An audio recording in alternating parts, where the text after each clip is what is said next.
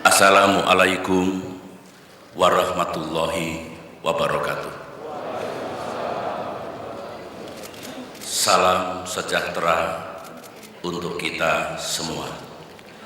Yang saya hormati Saudara Wakil Presiden Republik Indonesia, para pimpinan lembaga-lembaga negara, para menteri dan anggota Kabinet Indonesia Bersatu kedua, pimpinan dan anggota Dewan Pertimbangan Presiden dan para utusan khusus Presiden,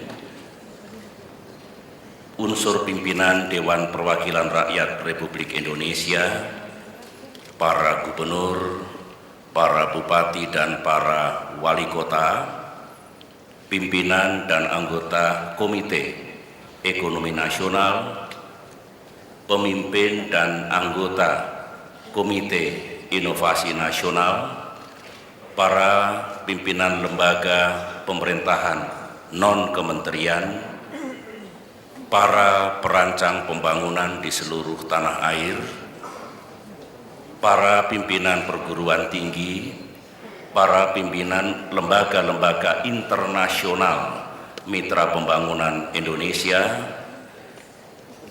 para pimpinan organisasi non-pemerintahan yang ikut berkontribusi dalam perencanaan pembangunan, hadirin sekalian yang saya hormati. Alhamdulillah, hari ini kita dapat kembali melaksanakan satu acara yang penting berkaitan dengan tugas kita untuk memajukan kehidupan bangsa dan meningkatkan kesejahteraan rakyat, yaitu memikirkan dan nantinya menetapkan rencana pembangunan yang insya Allah akan dilaksanakan pada tahun 2015 dan hakikatnya pada tahun-tahun berikutnya. Sebagaimana yang selalu saya sampaikan setiap Musrenbangnas, saya ingin menyampaikan satu dua hal. Pertama adalah bagi saudara-saudara, utamanya gubernur, bupati, dan wali kota yang baru pertama kali mengikuti Musrenbangnas karena baru mendapatkan mandat dari rakyat dan baru dilantik, saya ucapkan selamat bergabung dan sekaligus saya ucapkan selamat bertugas untuk memimpin daerah saudara masing-masing sesuai dengan harapan dan aspirasi rakyat yang saudara pimpin. Tentu dengan harapan semoga saudara semua sukses. Yang kedua, barangkali ada juga yang tahun ini akan menyelesaikan tugasnya seperti saya, baik gubernur, bupati maupun wali kota. Saya mengucapkan terima kasih dan penghargaan yang setinggi-tingginya atas semua yang telah saudara lakukan. Saya tahu tantangannya besar, permasalahan sering kompleks, tetapi saudara telah berupaya sekuat tenaga untuk memimpin daerahnya masing-masing dan sekaligus sekali lagi memajukan kesejahteraan rakyatnya. Dengan tulus atas nama negara dan pemerintah, saya mengucapkan terima kasih. Jasa saudara akan dicatat oleh Allah Subhanahu wa Ta'ala. Saudara-saudara, hari ini saya ingin menyampaikan satu, sebutlah sambutan pengarahan, tetapi sedikit berbeda dengan yang saya sampaikan di Musrenbangnas sebelumnya, karena ini sekali lagi adalah tahun terakhir bagi saya. 6 bulan lagi kita akan memiliki pemimpin baru, presiden kita nanti. Oleh karena itu, saya ingin menyampaikan seraya mengucapkan terima kasih dan penghargaan yang setinggi-tingginya kepada saudara semua, kepada seluruh rakyat Indonesia apa saja yang telah kita lakukan 10 tahun terakhir ini. Dan kemudian saya juga ingin mengajak saudara melihat ke depan apa yang hendak dilakukan oleh bangsa ini 5-10 tahun mendatang. Jika dalam 10 tahun ini di sana sini ada kekurangan dan kebelum berhasilan, saya jelaskan nanti pekerjaan rumah apa yang masih harus kita selesaikan, sepenuhnya adalah tanggung jawab saya. Tetapi ketika nanti banyak capaian hasil yang alhamdulillah bisa kita capai selama 10 tahun ini, maka dengan tulus saya juga mengucapkan terima kasih dan penghargaan atas kontribusi saudara semua, kontribusi dan kesabaran seluruh rakyat Indonesia. Kemudian kalau kita melihat masa lalu, barangkali situasi dan kondisinya belum baik, ini tidak bermaksud untuk mengatakan bahwa yang lalu tidak baik, tetapi kita bisa mencapai capaian seperti ini karena proses pembangunan jangka panjang yang dimulai sejak Bung Karno, Pak Harto, Pak Habibie, Gus Dur, Ibu Megawati hingga sekarang ini. Kalau 2004 nanti kita potret keadaan kita masih menghadapi sejumlah masalah, saya juga ada di situ. Jadi 5 tahun ketika Presiden Abdurrahman Wahid dan kemudian Presiden Megawati memimpin, saya hampir 5 tahun juga berada di situ. Jadi sekali lagi kilas balik ini atau potret ini atau motion picture ini karena bergerak dan mengalir adalah potret kita semua. Namun demikian, bangsa yang cerdas adalah bangsa yang bisa mengambil pelajaran dari masa lalunya. Yang baik-baik dilanjutkan, yang tidak baik dihentikan, dan kemudian dengan semangat yang tinggi melakukan lagi untuk masa depannya.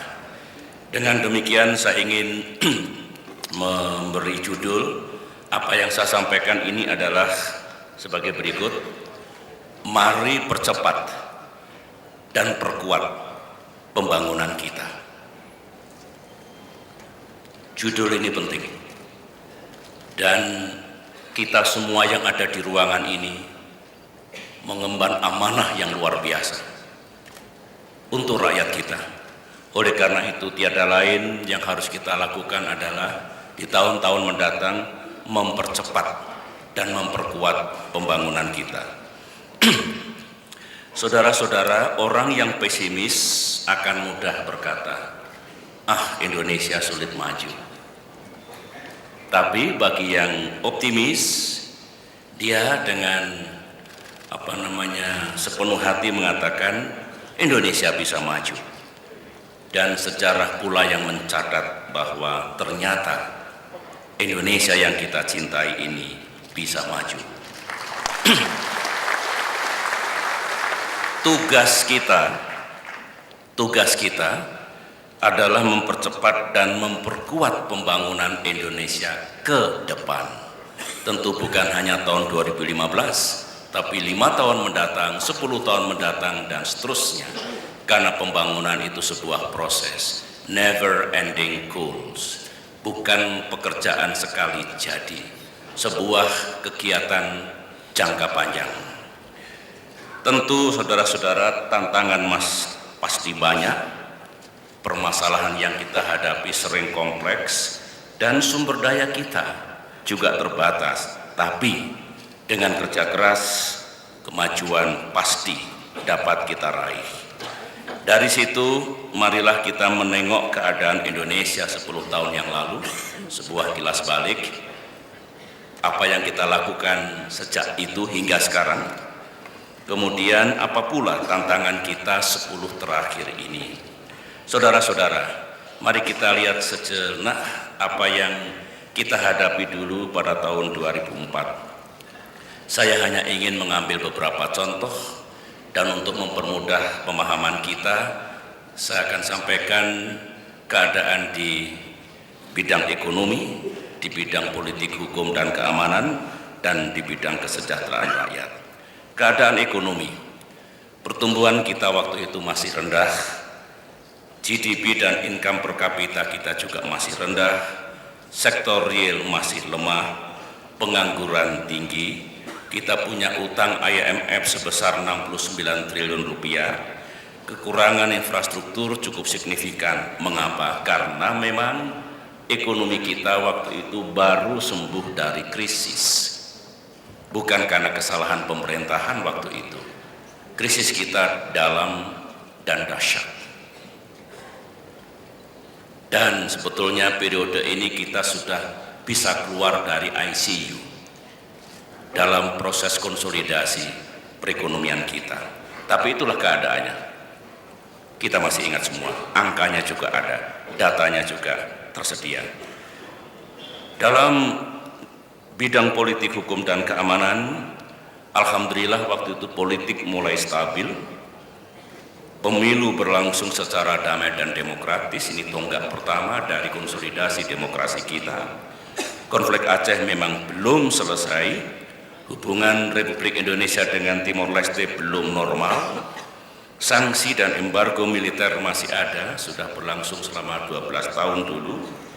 Lantas rekonsiliasi pasca konflik komunal belum tuntas, baik itu di Poso, di Maluku maupun Maluku Utara, tetapi pemberantasan korupsi dulu mulai meningkat. Di bidang kesejahteraan rakyat kita juga mencatat karena baru saja dilanda krisis, kemiskinan masih tinggi, gaji pegawai masih rendah, PNS golongan 1A dulu Rp600.000, sekarang hampir 2,5 juta. Anggaran dan sumber daya pendidikan belum kuat, anggaran dan sumber daya untuk kesehatan juga masih terbatas. Itu potret kita tahun 2014. Sementara itu saudara-saudara, selama 10 tahun 2004 hingga hari ini, bangsa kita tidak sepi dengan tantangan yang kadang-kadang cukup serius. Mari kita tengok tsunami dan bencana alam yang lain datang silih berganti selama 3,5 tahun. Krisis harga minyak menimpa 3 kali karena ini global. Indonesia terdampak tahun 2005, 2008 dan 2013. Krisis keuangan global 2008-2009 kita punya pertumbuhan drop yang tadinya sekitar 6% turun menjadi 4,3%. Tekanan ekonomi untuk emerging markets kita alami tahun lalu, barangkali tidak banyak memperhatikan, tapi kita terpukul dengan apa yang dialami oleh emerging markets, apa itu termasuk Brazil, India, Tiongkok, Afrika Selatan, bahkan Rusia dan Turki. Kita juga ingat ada aksi-aksi terorisme dan juga ada wabah flu burung berlangsung sekitar 2 tahun dulu. Itulah permasalahan dan tantangan yang kita hadapi selama 10 tahun. Tentu kita patut memanjatkan puji dan syukur kepada Allah Subhanahu wa Ta'ala, Tuhan yang Maha Kuasa, dan terima kasih kepada semua karena di tengah-tengah keadaan seperti itu, tantangan dan permasalahan banyak yang dapat kita capai selama 10 tahun ini. Meskipun jangan lupa, ini perlu diingat oleh kita semua, masih ada yang belum kita capai sepenuhnya. Inilah yang akan menjadi pekerjaan rumah kita untuk kita selesaikan di waktu yang akan datang. Saudara-saudara, untuk memberikan pengetahuan yang lebih utuh, saya ingin sampaikan sejumlah infografis. Ini merupakan contoh dari capaian dan hasil pembangunan yang kita laksanakan di pusat, di daerah, di tingkat nasional, provinsi, kabupaten, dan kota. Dan ini agregatnya, ini kumulasinya, ini gambar besarnya. Pertama-tama, untuk mengukur yang paling mudah adalah PDB, pendapatan domestik bruto dan cadangan devisa. Bisa dilihat grafiknya, periode 1968 sampai 1999 itu PDB kita kelihatan di sana. Kemudian 1999-2004 itu PDB kita Kemudian 10 tahun terakhir ketika kita mengemban tugas ini, alhamdulillah meningkat dengan tajam. Dan Indonesia sekarang telah menjadi ekonomi nomor 15 dunia by purchasing power parity. Tapi kalau dengan nominal itu 16 besar dunia. Cadangan devisa alhamdulillah ini posisi pada tahun ini meningkat sekian pada tahun ini, dan puncaknya kita pernah berada di 124,6 miliar dolar, sekarang pada angka 103 miliar dolar Amerika Serikat. Jadi ada penguatan cadangan devisa yang alhamdulillah patut kita syukuri. Mari kita lihat rasio utang pemerintah terhadap PDB. Dulu waktu krisis tinggi sekali, 2004 kita punya debt to GDP ratio 56,6%. Artinya apa? Kalau negara ini memiliki pendapatan besar, maka lebih dari separuh untuk menanggung hutang kita. Itu artinya, alhamdulillah dengan kerja keras kita telah menurunkannya sebesar 60%, dan sekarang ini rasio utang pemerintah terhadap PDB, debt to GDP ratio turun menjadi 23%. Sementara itu, kalau ada yang pertama, jangan-jangan meskipun 23% kita ini masih jauh dibandingkan negara maju. Tolong ditengok, ini saya bandingkan dengan sejumlah negara G20. Ya, di atas kita adalah Jerman, di atasnya Amerika Serikat, di atasnya Inggris, di atasnya Prancis, di atasnya Italia, dan di atasnya Jepang. Kita lihat, kita bersyukur bahwa rasio utang terhadap PDB kita tetap paling rendah di antara negara-negara raksasa itu. Sementara itu, menambah rasa syukur kita, komponen utang itu dibagi dua. Ada yang disebut dengan komponen utang luar negeri dan utang domestik yang dipinjamkan oleh pihak dalam negeri. Yang luar negeri ini pun terus-menerus dapat kita kurangi. Yang tadinya 27%, 27,8%, menurun 7%, sekarang tinggal 7,8%. Mari kita tengok anggaran pendapatan dan belanja negara. Alhamdulillah telah meningkat 4 kali lipat. Ini kelihatan di sini komponennya. Ya, karena ya, kita ditolong oleh Allah Subhanahu wa taala, kita mampu bekerja keras setelah mengalami pengalaman yang sangat pahit. 1998 dulu akhirnya kita bisa meningkatkan APBN kita. Pendapatan per kapita atau income per kapita dan jumlah kelas menengah juga mengalami peningkatan, bisa dilihat sendiri periode demi periode.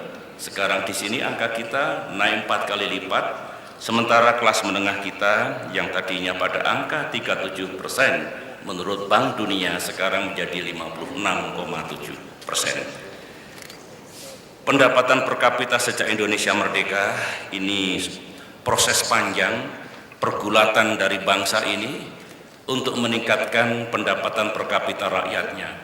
Kita harus sabar memang 40 tahun sejak 1945 sampai dengan 2005 kurang lebih. Ini kita punya income per kapita. Alhamdulillah hampir 10 tahun terakhir kita bersama bisa meningkatkan menjadi angka ini. Dan manakala kemarin kursnya tidak jatuh, kalau kurs masih sekitar 9.000, angka ini mencapai 4.000. Karena sekarang 11,5 kurang lebih, maka inilah income per kapita kita pada posisi sekarang. Di kalangan anggota G20, pertumbuhan ekonomi kita juga patut kita syukuri. Kita nomor 2 setelah Tiongkok sejak tahun 2009. Kemiskinan tercatat bagaimanapun. Terima kasih para bupati dan wali kota yang paling depan, yang bekerja keras untuk mengatasi. 5,23% jumlah penduduk setara dengan 8 juta orang keluar dari kemiskinan. Tahun 2000 angkanya 19, sekian persen. 2016 sudah turun 3%, naik sedikit karena krisis harga minyak dan kita menaikkan harga BBM lebih dari 150%. Tetapi alhamdulillah setelah itu turun terus hingga posisi sekarang 11,47%. Kita masih ingat kita lakukan berbagai upaya, baik pemerintah pusat maupun pemerintah daerah, antara lain meningkatkan perlindungan sosial seperti beras untuk rakyat miskin, program keluarga harapan, bantuan langsung sementara masyarakat dengan angka yang juga tidak kecil, dan itu semua telah dibuktikan dengan menurunnya angka kemiskinan secara terus-menerus.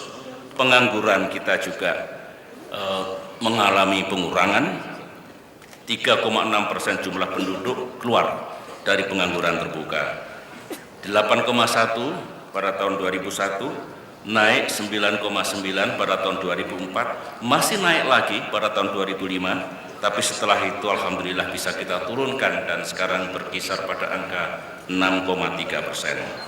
Nilai ekspor, silahkan dilihat sendiri angka-angkanya, termasuk kenaikan yang hampir 3 kali lipat. Pendidikan nasional saudara-saudara ini sangat penting, bukan hanya jumlah anggarannya yang terus meningkat, ini posisi sekarang, tapi juga infrastruktur pendidikan yang dibangun. Saya mengajak para gubernur, bupati, dan wali kota utamanya untuk betul-betul meningkatkan kualitas sumber daya manusia, human capital, inovasi dan teknologi, karena ekonomi kita akan tumbuh pesat 10, 20, 30 tahun mendatang, manakala yang menjadi penggeraknya, yang menjadi pilarnya adalah sumber daya manusianya, human capital, manusia Indonesia yang unggul, menguasai teknologi dan juga berdaya saing. Kesehatan juga mengalami perbaikan yang signifikan, saudara-saudara.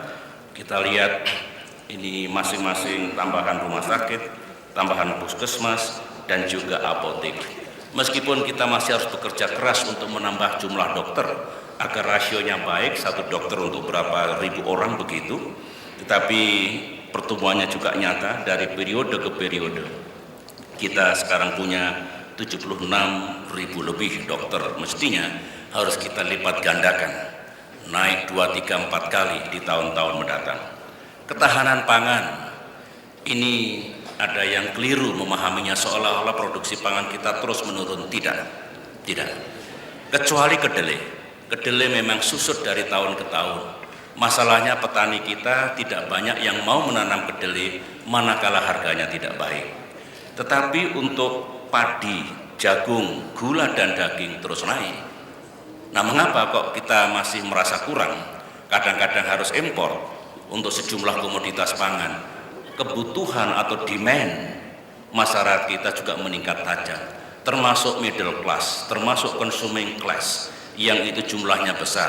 Oleh karena itulah pergulatan kita, tugas kita mendatang meningkatkan lagi produksi nasional kita atas komoditas strategis, utamanya padi, jagung, gula, dan daging, dan jangan lupa pula kedelai.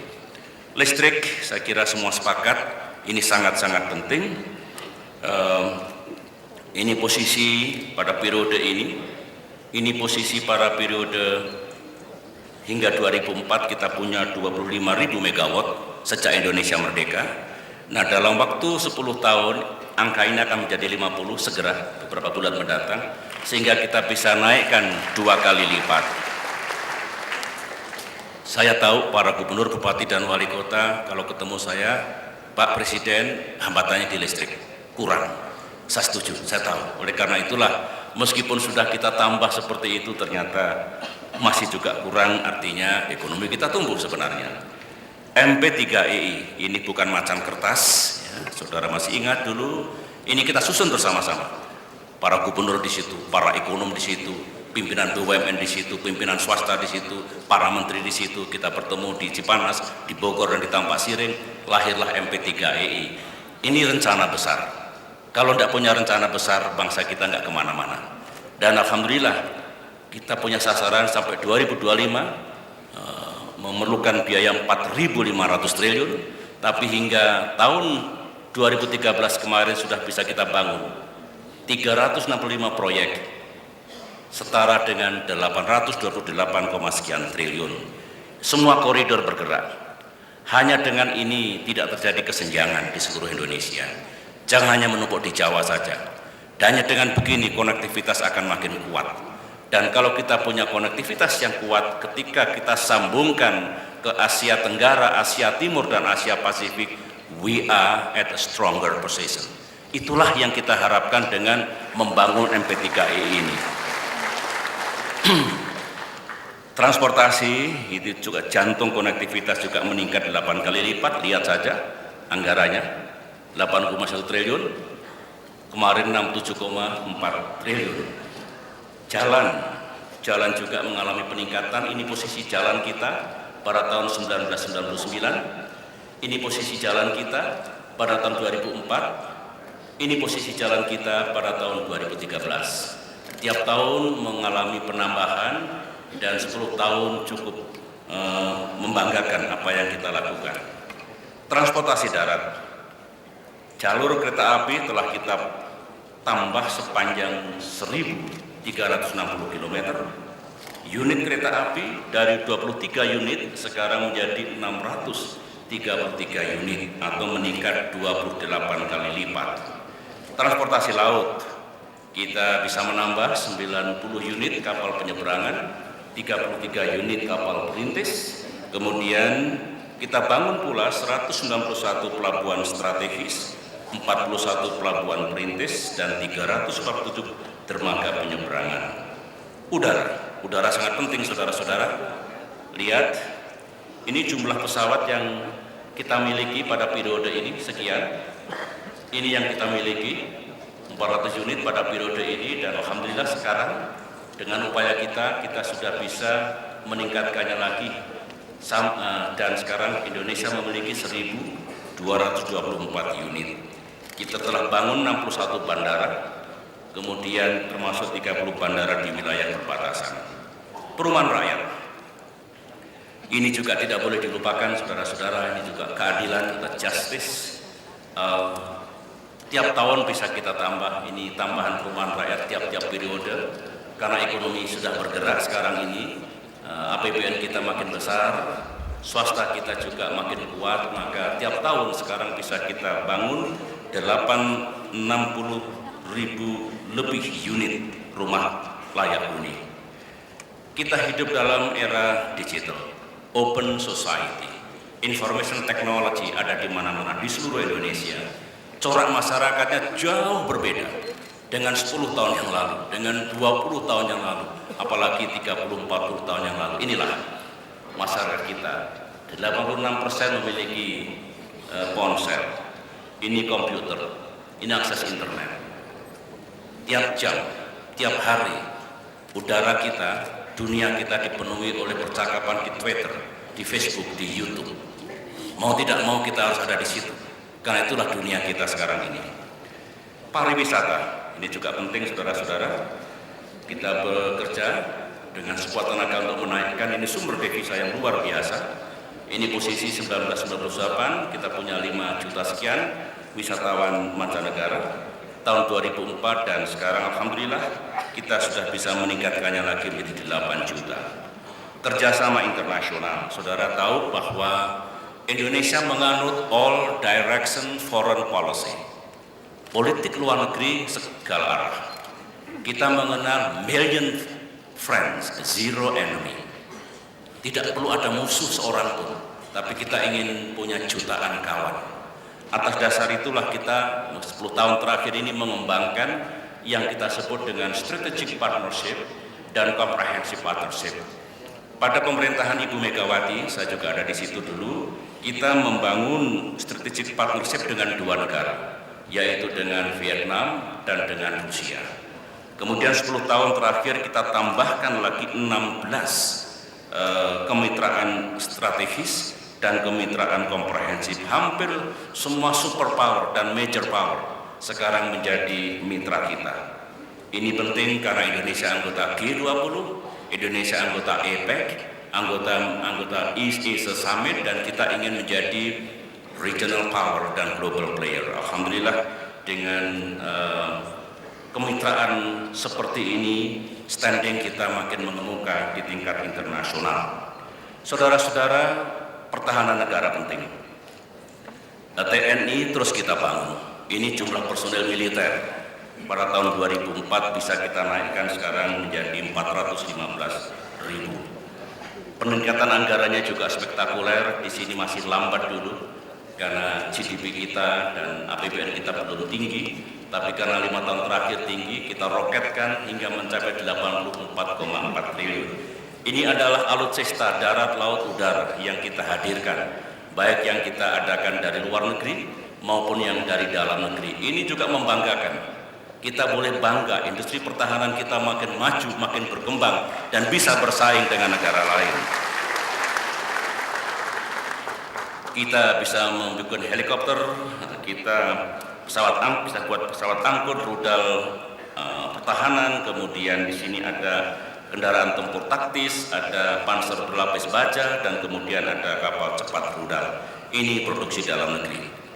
Polri penting, Kamtipmas penting. Kita tingkatkan anggarannya 4 kali lipat di sini, dan kekuatannya juga tumbuh atau meningkat lebih dari 100.000. Tentu pengganti saya nanti, presiden kita nanti, saya akan sampaikan kepada beliau kalau bisa ditambah lagi 100.000 5 tahun mendatang.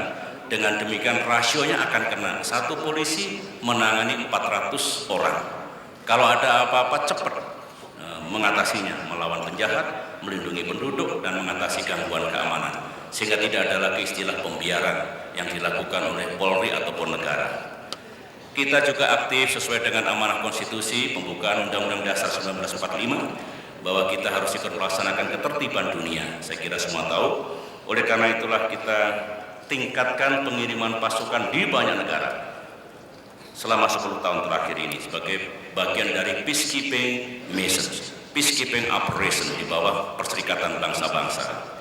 Dan mengapa kita bisa seperti ini? Ingat saudara-saudara, ketika Aceh masih membara, Papua masih tinggi intensitasnya, sampai Ambon dan Maluku Utara masih terjadi konflik komunal yang dahsyat, tentara kita tidak pernah istirahat. Beroperasi 1 tahun, pulang 2 bulan, berangkat lagi ganti-ganti. Alhamdulillah semua sekarang sudah normal, dan oleh karena itulah agar perwira kita, prajurit kita terampil, kita berikan penugasan luar negeri, melaksanakan military operation atau dead war ataupun peacekeeping mission sebagaimana yang kita lihat itu. Posisi kita sekarang adalah pada nomor berapa? 17 ya. Ini kita punya. Sebentar lagi akan naik. Karena setelah pemilu ini barangkali TNI kita sudah bisa untuk ditugasi antara lain ke Darfur, 1 batalion batalion diperkuat nanti, sehingga kita akan naik di sini. Sasaran kita menjadi nomor 10 besar dunia, bahkan kurang dari nomor 10, sehingga kita sudah menjalankan amanah undang-undang dasar kita untuk menjalankan tugas-tugas pemeliharaan perdamaian dan keamanan internasional. Pemberantasan korupsi, saya kira semua setuju. Sepanjang sejarah Indonesia merdeka, sekarang inilah pemberantasan korupsi dilaksanakan tanpa pandang bulu dan secara agresif. Hasilnya nyata. Ini yang dicapai oleh KPK, ini oleh kepolisian, ini oleh Kejaksaan Agung. Berapa aset yang bisa diselamatkan oleh masing-masing penegak hukum itu. Indeks persepsi korupsi juga terus membaik. Meskipun masih harus bekerja sangat keras tahun-tahun mendatang, tapi ada improvement dibandingkan tahun-tahun yang lalu. Saya juga ingin menyampaikan lingkungan sangat penting, ikut mencegah pemanasan global penting, termasuk upaya nyata bangsa kita membuat lingkungan kita tetap baik. Saya berterima kasih pada Gubernur, Bupati, dan Wali Kota yang telah menjalankan misi menanam pohon 1 miliar pohon 1 tahun. Ini yang kita capai. Jadi masing-masing tahun ternyata lebih dari 1 miliar. Laju deforestasi menurun drastis. Dulu di era krisis, saudara masih ingat, 98, 99, 2000, luar biasa terjadi penebangan pohon. Sampai mencapai 3 juta hektar per tahun. Dengan semua upaya kita lakukan penurunan, sekarang turun menjadi 450.000. Kalau ini kita jalankan, insya Allah kita akan mengurangi emisi karbon hingga tingkat 26% sampai 41%. Saudara-saudara, itulah capaian kita. Alhamdulillah. Sekarang bagaimana ke depan?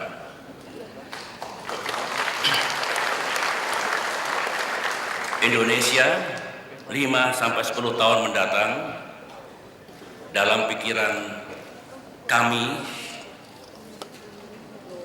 harus memiliki sasaran-sasaran besar yang akan saya sampaikan ini. Saya tahu di ruangan ini banyak sekali calon presiden.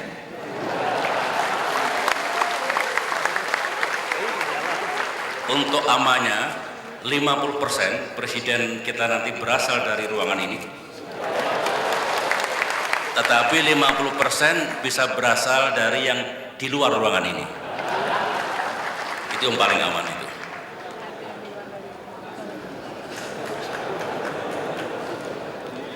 Pertama, ekonomi kita harus tetap tumbuh tinggi dan makin kuat.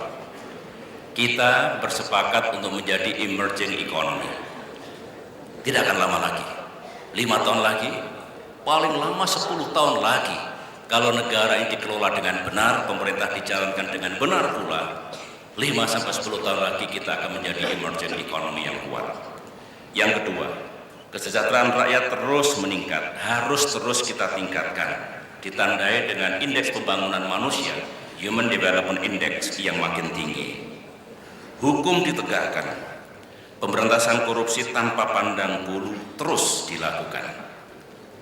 Kemudian yang keempat, kita berharap politik makin stabil dan demokrasi makin matang dan berkualitas. Alhamdulillah, pemilihan umum 2004, 2009, 2014 separuh sekarang ini, pemilu kita berlangsung secara damai dan demokratis, peaceful and democratic. Aman, tertib dan lancar. Tetapi saya memberi catatan sebagai seseorang yang sebentar lagi akan mengakhiri tugasnya sebagai veteran pelaku pemilihan umum Pilpres 2004 dan Pilpres 2009, maka harapan saya setelah damai, setelah demokratis, tingkatkan kualitasnya. Kekurangan di sana sini, masih ada praktek politik uang di sana sini, betul-betul sirna dari negeri tercinta ini. Berikutnya lagi, TNI dan Polri makin kuat, karena hanya dengan demikian kedaulatan dan keutuhan wilayah dapat kita jaga, dan Kamtibmas pun bisa kita pelihara. Dan di era globalisasi ini, siapa yang bisa mengatasi dampak globalisasi, dan siapa yang bisa memanfaatkan kondisi globalisasi, dialah yang menang, akan menjadi the winner, bukan the loser. Jadi lihat globalisasi jangan dianggap sebuah ancaman, jadikan pula peluang. Oleh karena itulah, mari dengan cerdas bangsa ini, jangan kita mengurung diri, tapi kita outreach, tapi untuk menang, untuk dapat banyak. Dan insya Allah itu bisa kita laksanakan, sehingga sebagaimana saya sampaikan tadi, Indonesia akan menjadi regional power dan global player.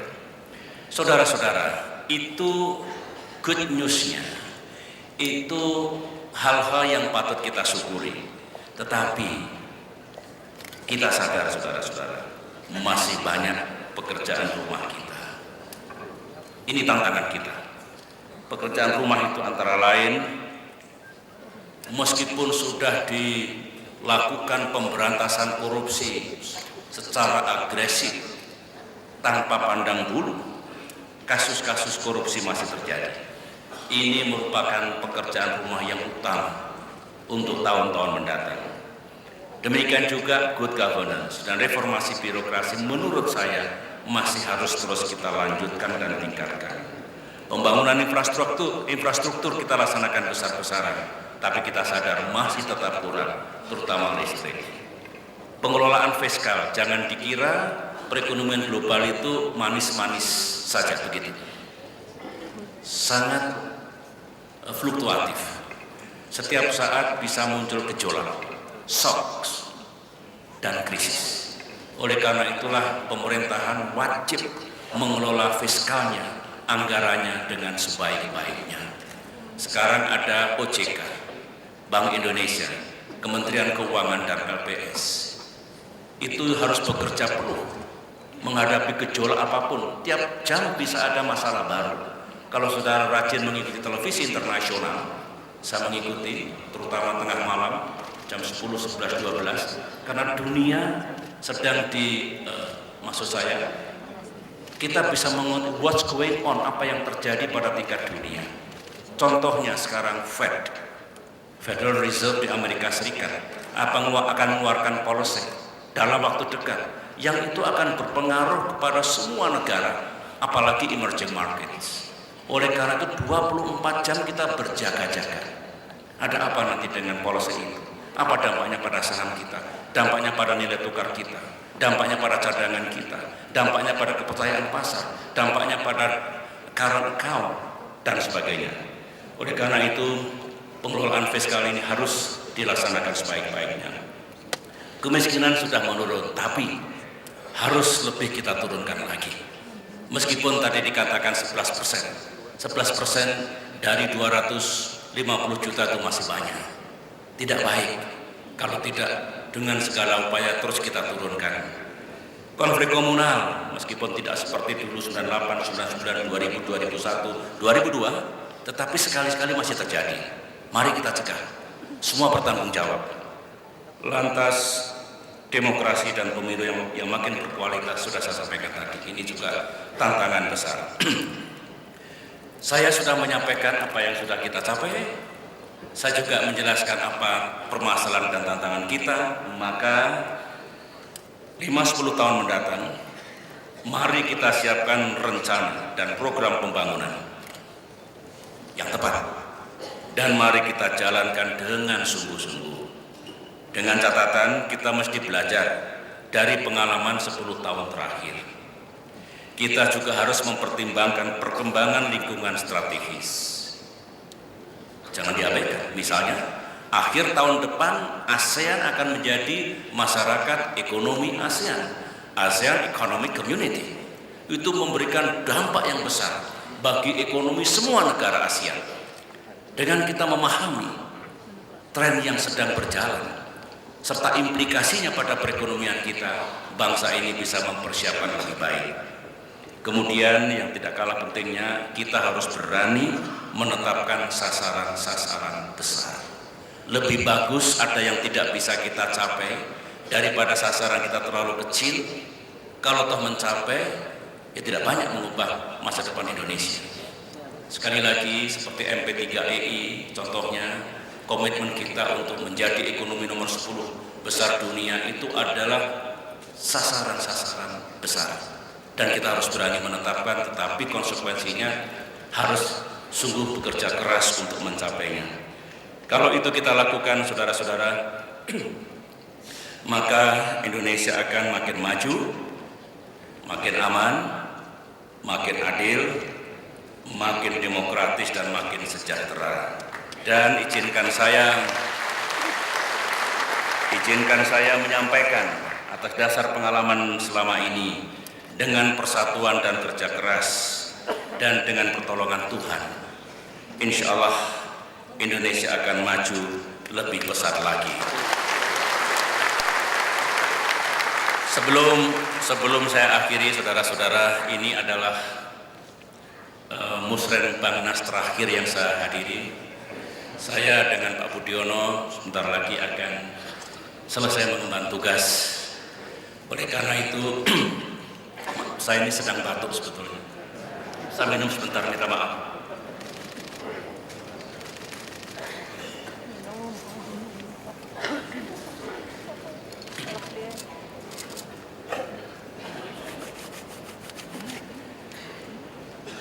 Saya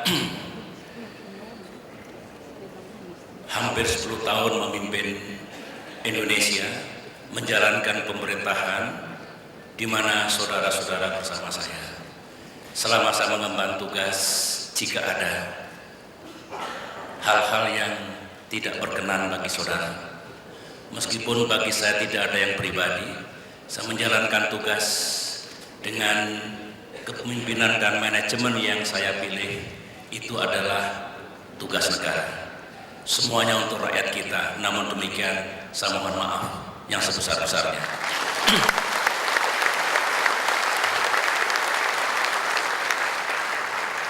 Saya mendoakan pemerintahan setelah saya nanti, sebagian besar saudara masih ada di situ, makin maju, makin baik, dan makin banyak yang dihasilkan. Dan nanti, mari kita dukung presiden baru kita, agar beliau lebih sukses. Siapapun yang akan terpilih menjadi presiden nanti, siapapun yang akan terpilih, 9 Juli barangkali sudah ada punya presiden kalau 1 putaran.